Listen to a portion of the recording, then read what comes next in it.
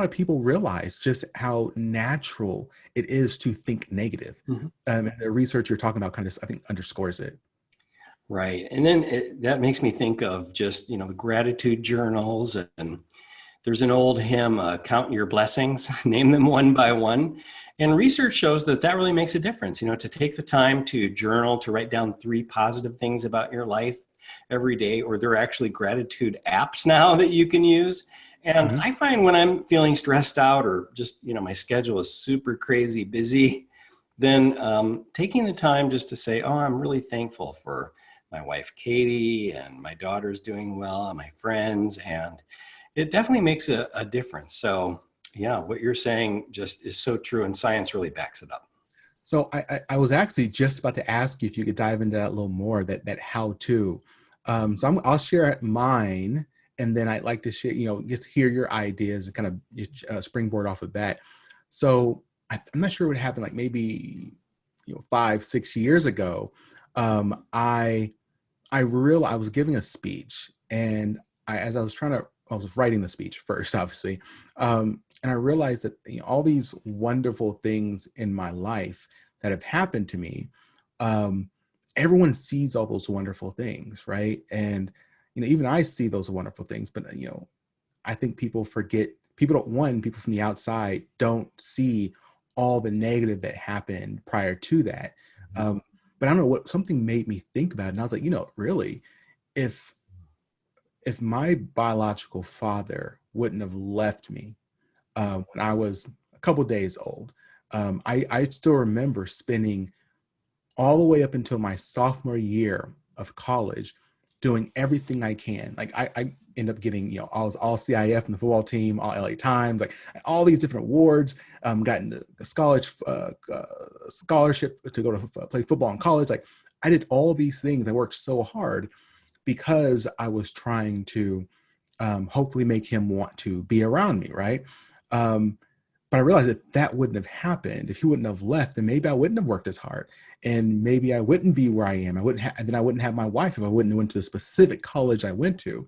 I wouldn't have my siblings who I loved so much. And it made me think that every time I've done something great in my life, I can tie it back to something that I didn't think was positive. That if that wouldn't have happened, it wouldn't make me who I am today. So I wouldn't have been able to experience this happiness. I think that's how I'm able to transition those negative times to positive times, because I literally say, okay, this is going to help me somewhere else. And I now have a story I can tell someone else, to mentor them, to coach them, to make someone else's life happier. So what are your thoughts, and how do you transition those negative times in our lives? Well, it's interesting you say that, because just in interviews I've done with CEOs and very successful leaders, oftentimes I find it's the adversity they've faced in life that's really had a profoundly positive effect. You wouldn't wish this on them, but they come out of it stronger, humbler, more grateful people. I think they come out of it, Alex, better connectors. They connect more with people. They care more about relationships. It really has a profound effect on them. Sometimes it's a life-threatening illness. Sometimes it's losing a loved one. It's just, there are a number of things. I think of Jim Sinegal, who was the co-founder of Costco. And he told me about growing up in Pittsburgh, and his dad was a steel factory worker and a coal miner, and he was injured and he could no longer be in those occupations. And it was scary because they had very little cushion to live, if any, to live on. And, it was a frightening time for the family, but their dad got involved in a heating, ventilation, air conditioning business that he developed. And anyway, the family made it through. They pulled together, and it just had an effect on Jim. He really cares for people. You see that in Costco's culture today. Their motto is do the right thing, which means we obey the law. We take care of our members. We take care of our employees. We respect our suppliers, and we reward our shareholders. So, they pay better than their competitors. They have 95% annual employee retention. Mhm. So it's interesting to go back in these stories, but oftentimes you find those periods of adversity that really you wouldn't wish on anyone because they're painful times. And yet they come out of that stronger, better leaders, better able to connect with people who want to follow them because of that connection. So there's so many questions I want to ask you. But the first I will say is you've met that phenomenal leader. You've met the creator of Hamilton, right? You've met the creator. Well, in our new book, which we're going to give you a sample chapter so you can share with your listeners, we start out with the story of Lin-Manuel Miranda, Tom Cale, and the other core collaborators who created the hit musical Hamilton. Mm-hmm. And we were not able to interview them. We're still hoping that we can do that, but there was a lot. I mean, we looked at everything that was available on them. And what we really found was there is a story of leaders who, Lin-Manuel and Tom Cale in particular, who really care about people, who care about, they're able to love people easily. Especially Lin-Manuel Miranda, we go deeper. There's a lot more published about him than about Tom Cale, including Lin's childhood.